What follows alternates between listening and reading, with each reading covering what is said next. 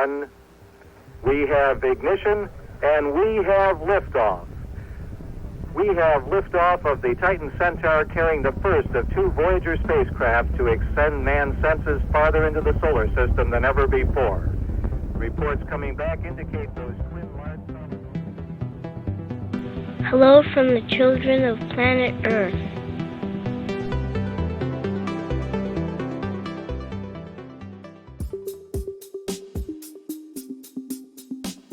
What if I told you that your life right now is worth noticing?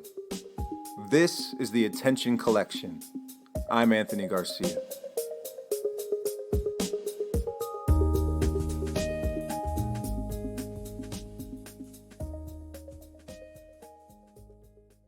In 1977, the United States launched 2 robotic probes into space.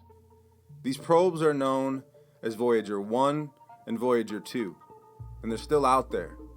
And even though their mission has been altered a few times, the most interesting detail about their presence in space isn't what these probes are meant to capture, but what they carry on board.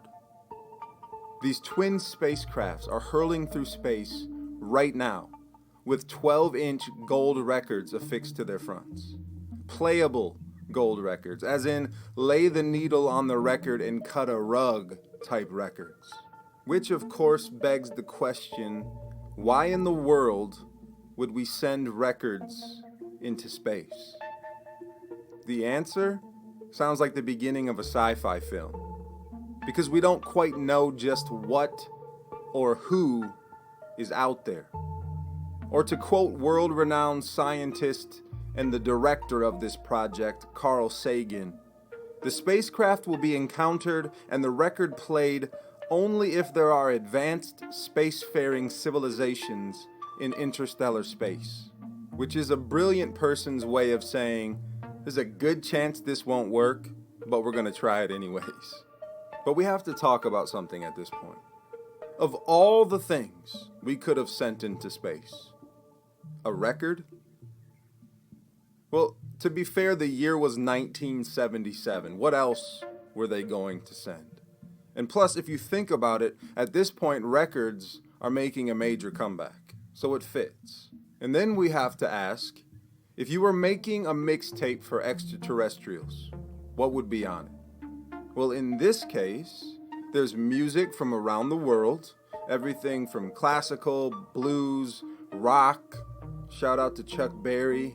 There are greetings in 55 different languages, including ancient languages that no longer exist. There are different sounds of Earth, things like humpback whales and other animals, the sounds of footsteps and even laughter. There's information about the solar system, our technology at the time, biology, anatomy, and then there are over 100 images depicting life here on Earth. But the reason these records were launched into space is not because we wanted to expose other life forms to the musical stylings of Beethoven. It's because we wanted to send what Carl Sagan compares to a message in a bottle tossed into the cosmic ocean. It's a time capsule meant to tell other life forms what life on Earth is like. To say, hello, we're here, and we mean no harm. Here's a fun thought experiment. If you were given the opportunity to launch your own personal golden record into space, what messages would you want on it? What would your greetings be like? Which songs would you select? Which sounds would you choose to communicate your essence? Which images? How many would there be? What would they look like? What would your hope be for a record like that? If you think about it in a certain way, we are all launching gold records into space every day. The work we put into the world, the way we show up, our communications, our creative endeavors, our relationships, in a way, are golden records that we launch into space. Because there's no guarantee our efforts will reach intelligent life, or that other people will understand what we're trying to do, let alone appreciate it. But that being said, I still believe it's a worthwhile experiment. Because even though showing up in the world sometimes feels like sending a probe into darkness, no kindness or love or generosity is ever truly wasted. We don't know who will at any point engage with what we bring to the world. But it still matters. Even if only to us, even if it only moves us, even if it only stirs us, it's worth it.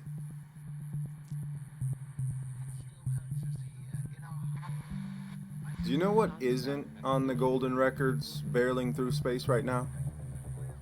Any mention of war, conflict, famine, disease, racism, sexism, xenophobia, unnecessary suffering, religion, division of any kind. It's absolutely absent.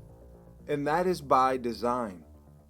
The committee responsible for this project wanted to send a message of hope, a story of unity, an example of this planet at our very best.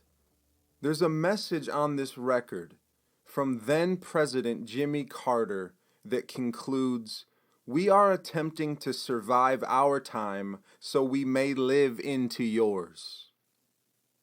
What a sobering message when you consider the backstory of our species. We haven't been very good at unity historically. The scientists at NASA knew that more than 40,000 years would pass before these spacecrafts would come closer to any other star other than our sun. This was a long game. This had patience built into it. Will we even be around if these messages are intercepted at some point? Thinking along these same lines, all those years ago, Carl Sagan imagined intelligent life finally discovering these messages. He said, "Have we destroyed ourselves since we launched Voyager, they might wonder? Or have we gone on to greater things?" In this way, the golden record aboard Voyagers 1 and 2 is more than just a message in a bottle meant for spacefaring aliens. It's a reminder to ourselves of what really matters. It's a time capsule stuffed with hope. It's filled with snapshots of humanity at its best, its most generous. But this record forces us to take an honest look at where we are today. We have extended a peaceful, generous greeting to the unknown, sure. But we struggle to welcome with open arms those within our own species, those with flesh and blood just like our own.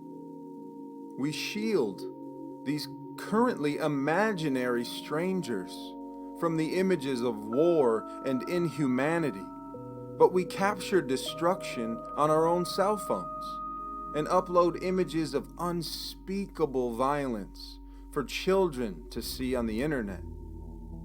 Yes, we have broadcasted hope into breathless space, but we have human beings crying out, "I can't breathe," right here on planet Earth.